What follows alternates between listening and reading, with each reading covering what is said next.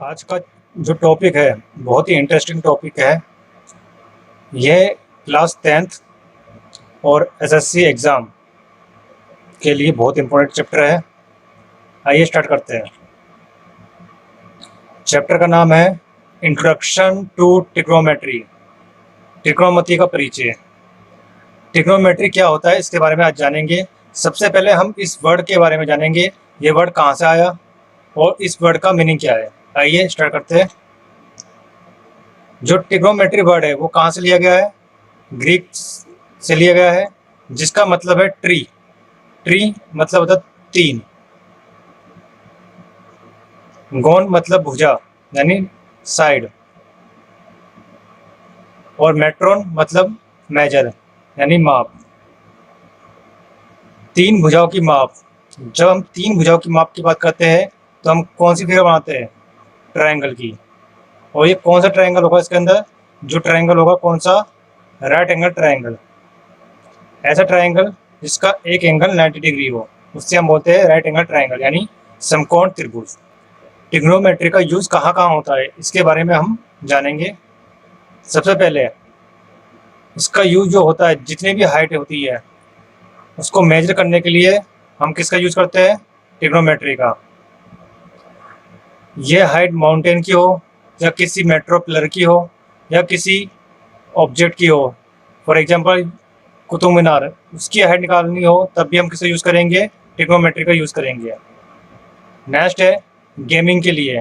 इसका यूज़ हम गेमिंग के लिए भी करते हैं कि कितना हमें जो स्क्रीन है वो कितनी डिग्री तक होनी चाहिए, वो कैसा नज़र आना चाहिए। इसका यूज़ हम किस में करते हैं? गेम में। थर्ड, इसका यूज़ हम किस में करते हैं? इसका यूज़ हम करते हैं साउंड के लिए। साउंड की डेप्थ को बढ़ाना है, कम करना है, लाउड करना है, कहाँ तक पहुँचाना है, किस मीडियम से पहुँचाना है, किस माध्यम से पहुँचाना है, ये भी किससे होता है? ट्रिग्नोमेट्रिक के यूज से होता है। और जितने भी इस टाइप के झूले होते हैं या ऐसी चीज़ें जो स्ट्रेट होती है उसको मेजरमेंट करने के लिए भी हम किसका यूज़ करते हैं? ट्रिग्नोमेट्री का। अब ट्रिग्नोमेट्री को जानने के लिए हमें एक राइट एंगल ट्रायंगल लेना पड़ेगा। राइट एंगल ट्रायंगल ऐसा ट्रायंगल जिसका एक एंगल 90 डिग्री का हो। फॉर एग्जांपल ये एंगल ट्रायंगल है ए बी सी, जो एक त्रिभुज है ए बी सी, इसमें बी जो है वो कौन सा है?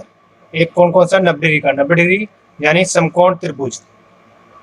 अब जब एक एंगल 90 डिग्री का होता है तो इंग्लिश में इसको बोलते हैं राइट एंगल, इंग्लिश में बोलते हैं इसको राइट एंगल, और हिंदी में बोलते हैं इसको समकोण कोण।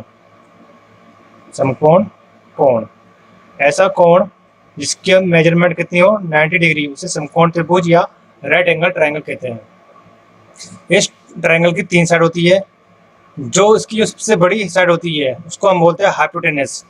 हाइपोटेनस यानी इंग्लिश में उसको बोलते हैं हाइपोटेनस, और हिंदी में इसको बोलते हैं कर्ण। हिंदी में बोलते हैं इसको कर्ण। ऐसे ही दूसरी साइड जो बीसी है उसको बोलते हैं परपेंडिकुलर, इसको हिंदी में बोलते हैं लंब। और थर्ड साइड यानी जो इसकी लास्ट साइड है इसको बोलते हैं बेस। बेस यानी आधार।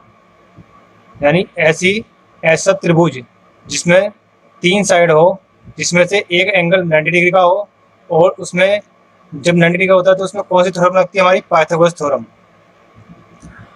अब पाइथागोरस थ्योरम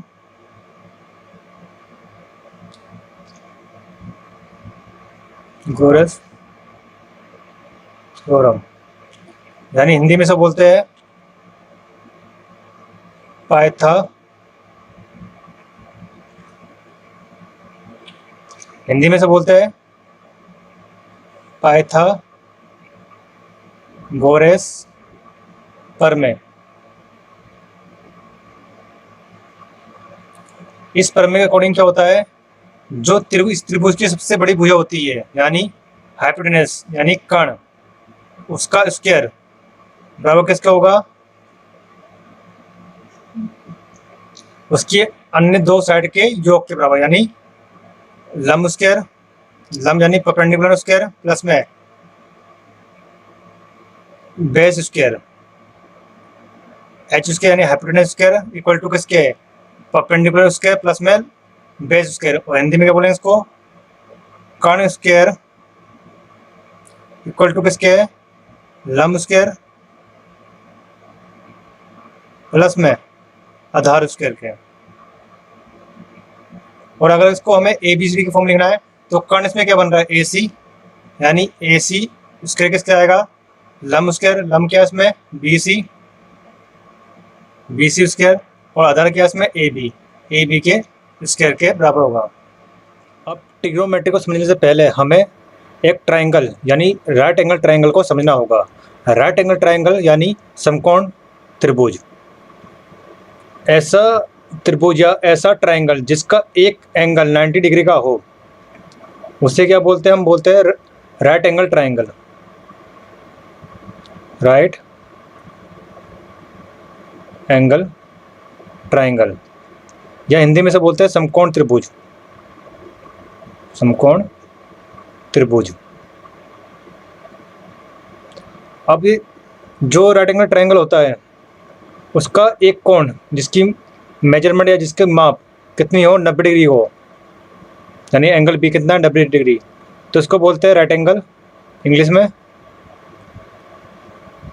और हिंदी में बोलते हैं समकोण कोण, समकोण कोण।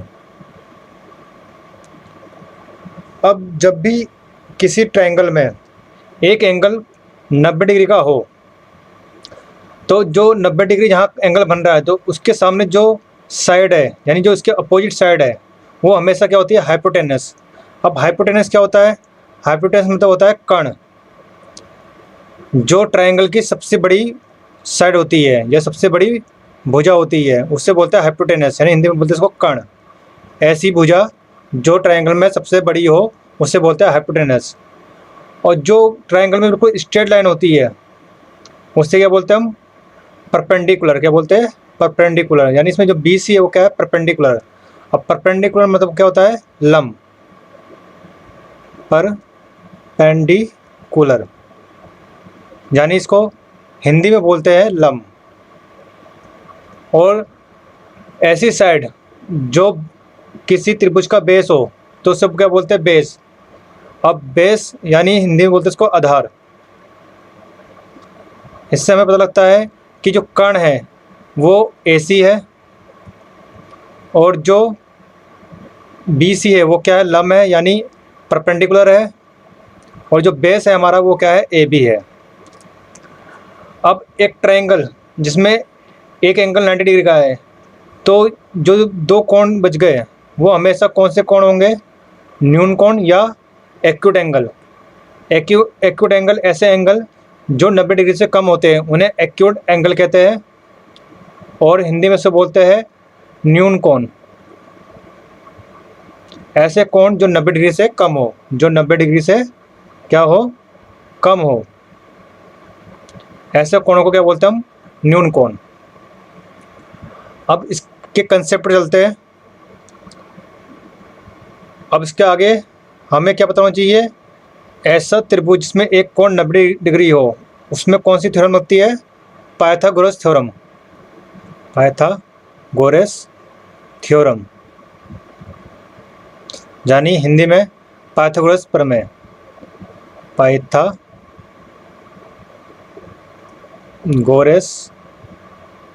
प्रमेय। अब पाइथागोरस प्रमेय क्या होती है, इसके अनुसार या इसके अकॉर्डिंग क्या होता है, जो भी हमारा AC है यानी हाइपोटेनस है इसका स्क्वायर हमेशा बराबर होगा किसके, लंब स्क्वायर के यानी परपेंडिकुलर स्क्वायर के प्लस में आधार के स्क्वायर के। यानी AC को क्या बोलते हैं हम, हाइपोटेनस यानी h का स्क्वायर इक्वल टू हमेशा किसका होता है, BC को क्या बोलते हैं परपेंडिकुलर यानी P का स्क्वायर प्लस में AB यानी बेस यानी B का स्क्वायर के इक्वल होता है। और इसको अगर हिंदी में लेके, कर्ण का स्क्वायर हमेशा किसके बराबर होता है, लंब का स्क्वायर प्लस में आधार के स्क्वायर के। ये हमें ट्रिग्नोमेट्री के अंदर हमें इसका यूज होगा, इसलिए हमें इसके बारे में पता होना चाहिए। अब चलते हैं इसके कंसेप्ट पे, यानी कि प्रॉपर्टी पे। ट्रिग्नोमेट्री रेशियो होती क्या है? एक ट्रायंगल है जिसमें angle B right angle triangle है, यानी समकोण त्रिभुज है। ए बी सी इसकी साइड है। ए सी जो है हमारा हाइपोटेनस यानी कर्ण है। ए बी यानी बेस यानी आधार है हमारा। और बी सी क्या है हमारा? लंब यानी परपेंडिकुलर। अब ट्रिग्नोमेट्री रेशियो जानने के लिए हमें सबसे पहले साइन थीटा का अनुपात या रेशियो निकालना पता होना चाहिए। ऐसे ही साइन मतलब कोस थीटा और टेन थीटा, इन सबका अनुपात निकालना यानी कि रेशियो निकालनी है। ऐसे ही जो साइन का अपोजिट होता है उसको हम बोलते हैं कोसेक थीटा। कोस का अपोजिट होता है सेक थीटा और टेन का अपोजिट होता है कोट थीटा।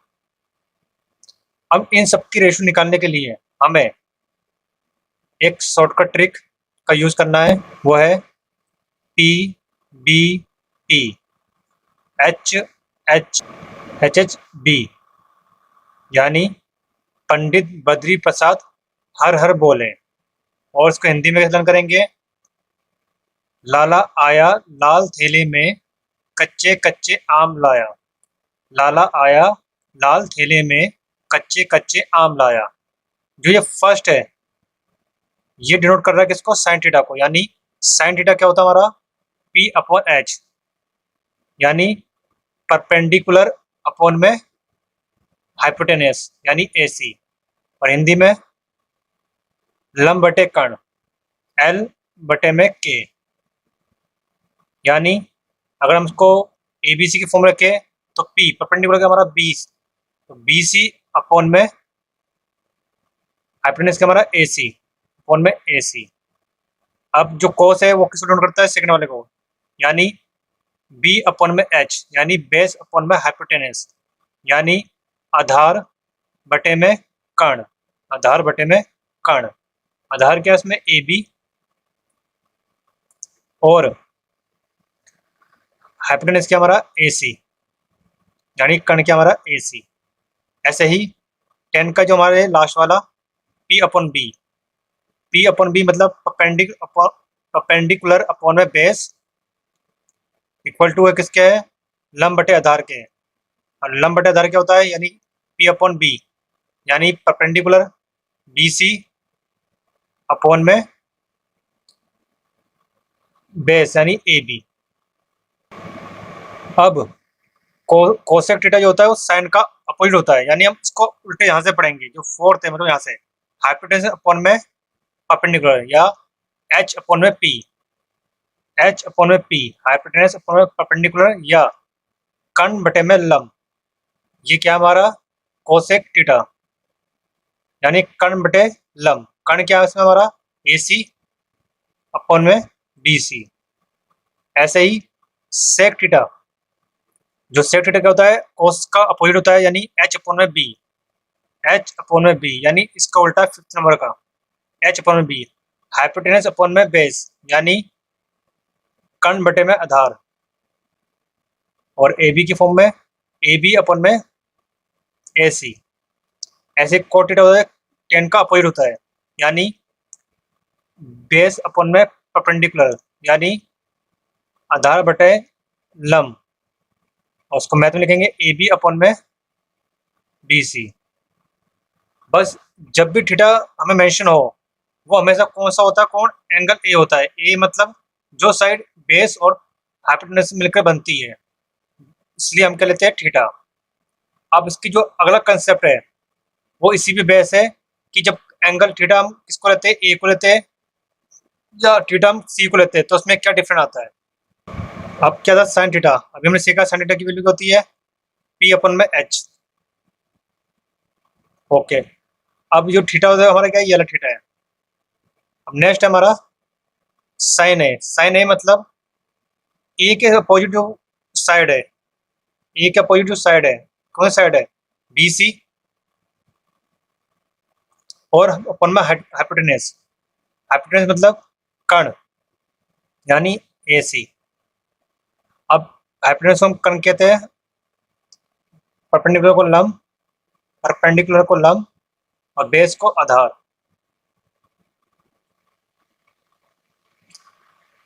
अब जो हमारा BC अपॉन में AC यानी अपोजिट साइड किसके, ए एंगल के, जो ए के अपोजिट साइड होती है उसको हिंदी में कहते हैं सम्मुख भुजा।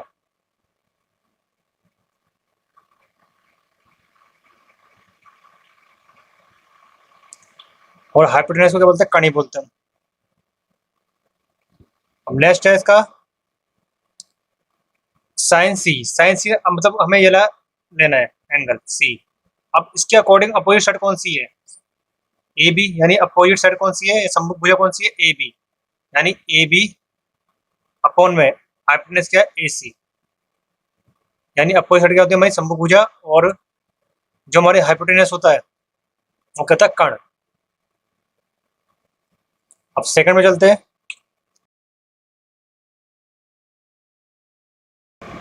अब नेक्स्ट पॉइंट है cos theta. cos theta equal to क्या होता है, बेस अपॉन में हाइपोटेनस। अब इसका नेक्स्ट पार्ट है cos A। cos A equal to क्या होता है, एडजेंसेंट साइड अपॉन में हाइपोटेनस। अब एंगल A ये है, जो इसकी ये साइड है, इस साइड को बोलते हैं संलग्न, संलग्न भुजा, और इंग्लिश में बोलते हैं इसको एडजेंसेंट साइड, यानी एडजेंसेंट साइड कौन सी होगी, ए बी अपॉन में हाइपोटेनस। हाइपोटेनस क्या है इसमें, AC। अगर एंगल अब हमारा क्या हो जाए, C हो जाए, एंगल C ये वाला है। अब C की जो एडजेंसेंट साइड है या संलग्न भुजा है वो कौन सी है, BC। तो BC अपॉन में कर्ण, कर्ण यानी हाइपोटेनस यानी AC। अब नेक्स्ट पार्ट पे चलते हैं, टेन थीटा। टेन थीटा क्या होता है, परपेंडिकुलर अपॉन में बेस, यानी लंब बटे आधार। अब टेन ए, अब टेन ए वाली ये पॉइंट है, जो इसके अपोजिट साइड है दिस वन यानी BC अपॉन में एडजेंसेंट साइड कौन सी होती है, एडजेंसेंट साइड जो उसके साथ में साइड हो, यानी AB दिस वन। अब हिंदी में क्या होगा, अब हिंदी में इसको बोलेंगे टेन ए इक्वल टू आएगा, अपोजिट मतलब होता है सम्मुख भुजा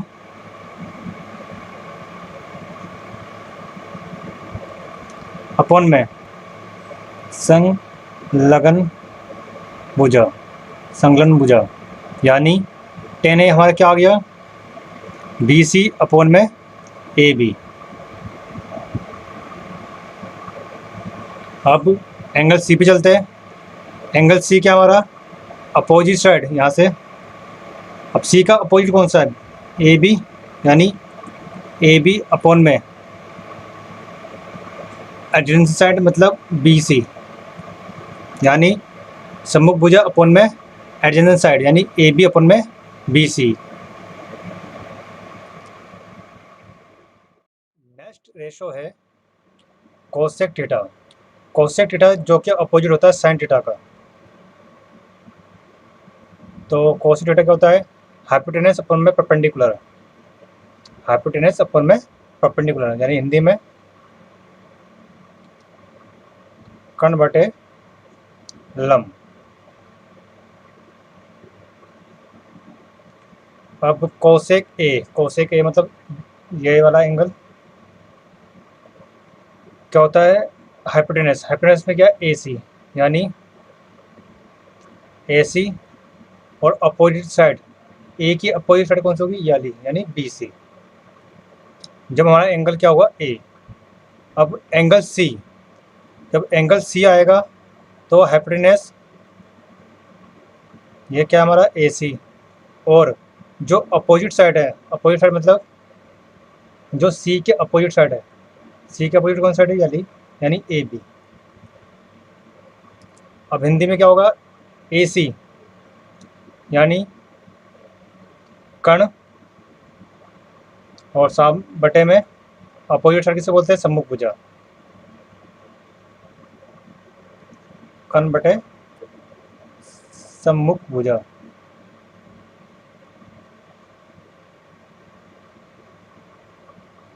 ऐसे ही ए सी हमारा कर्ण ही है, और ऑपोजिट किसे बोलते हैं, सम्मुख भुजा को, सम्मुख भुजा। अब नेक्स्ट रेशो पे चलते हैं, जो कि है सेक थीटा। सेक थीटा किसका अपोजिट होता है, कोस थीटा का। तो सेक थीटा की रेशो क्या होती है, हाइपोटेनस अपन में बेस, यानी कर्ण बटे आधार, कर्ण बटे आधार। अब सेक ए मतलब एंगल सेक ए का जो एंगल है यहाँ पे, उसके अकॉर्डिंग हाइपोटेनस यानी कर्ण और एडजेसेंट साइड मतलब संलग्न भुजा, मतलब नीचे वाली संलग्न भुजा कौन होती है, संलग्न कर्ण क्या इसमें ए सी बटे में संलग्न भुजा एक ही संलग्न भुजा कौन सी है, ए बी। ऐसे ही सेक सी, अब यहाँ से सेक सी क्या होगा, हाइपोटेनस यानी हाइपोटेनस क्या इसमें हमारा जो कर्ण क्या है, कर्ण बटे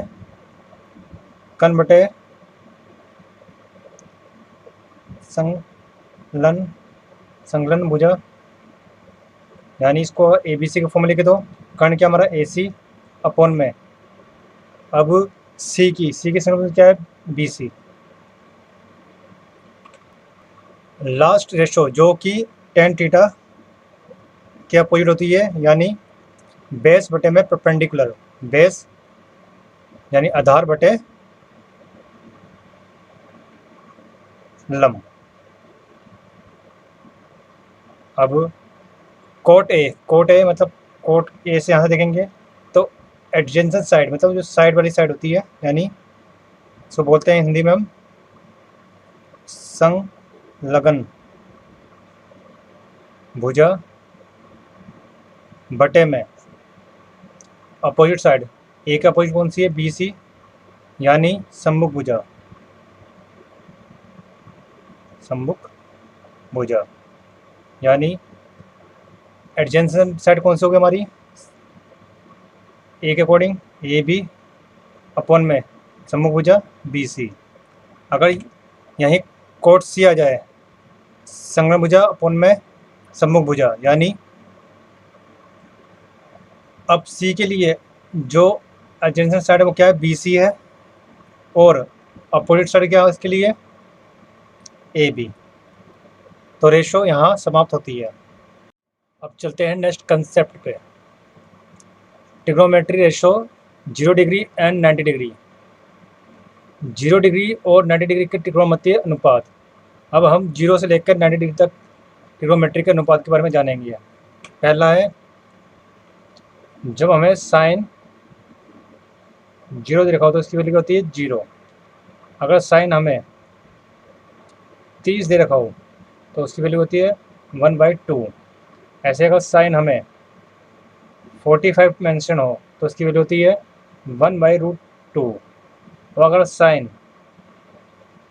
60 हो तो उसकी वैल्यू होती है √3/2। ऐसे ही साइन 90 अगर ये दे रखा हो तो उसकी वैल्यू होती है 1। हमें खाली इसी को लर्न करना है। अगर हमें ये लर्न हो गया तो हम बाकी टेबल भी आसानी से कर लेंगे। cos 0 की वैल्यू वही होगी जो साइन 90 की होती है, यानी 1। मतलब हमें इसको रिवर्स में लेके जाना है। यहाँ 1 आएगा, यहाँ क्या आएगा √3/2, यहाँ क्या आएगा 1/√2 का 2 रहेगा, यहाँ आएगा 1/2, यहाँ आएगा 0। यानी cos 0 की वैल्यू क्या है 1, cos 30 की वैल्यू क्या है √3/2, cos 45 की वैल्यू क्या है 1/√2, cos 60 वैल्यू क्या है 1/2, और cos 90 वैल्यू क्या है 0। यानी अगर हमें ये लाइन याद है तो हम ये भी निकाल लेंगे ईजिली इसको रिवर्स करके। अब 10 के लिए हमें इसको इससे डिवाइड करना है तो कितना आएगा 0। जब 0 की डिवाइड हम 1 से करते तो कितना आता है 0 आता है। अब इसकी डिवाइड इससे करनी है। देखो कैसे करते हैं, मैं आपको इजी बताता हूँ। पहले 1/2 डिवाइड बाय √3/2, यानी 1/2 गुना में 2 नीचे 2 ऊपर और √3 नीचे। 2 से 2 कैंसिल आउट होगा तो क्या आएगा 1√3।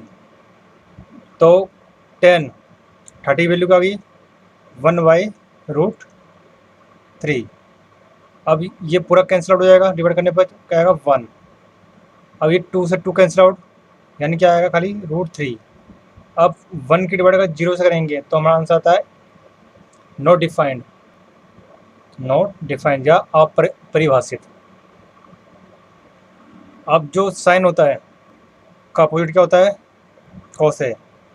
अगर 0/1 है तो इसका अपोजिट क्या होगा 1/0, और 1/0 की वैल्यू हमें नहीं पता तो उससे बोलते हैं हम नॉट डिफाइंड, यानी अपरिभाषित। अब 1/2 का अपोजिट क्या होगा, रिवर्स क्या होगा 2/1, यानी 2। 1/√2 का अपोजिट क्या होगा √2। 60 में 2/√3, और 1 का अपोजिट 1। 1 का अपोजिट 1, √3/2 का अपोजिट 2/√3, √2 इसका रिवर्स 2, इसका रिवर्स करेंगे तो क्या आएगा 1/0, यानी again not defined. Cot A क्या होगा इक्वल टू 0/1 का रिवर्स करेंगे तो क्या आएगा 1/0, यानी नॉट डिफाइंड। 1/√3 का क्या होगा √3। 1 का अपोजिट 1/1, 1/1 मीन्स 1। √3 equal to 1/√3। 1/0 का रिवर्स क्या होगा 0/1, यानी 0।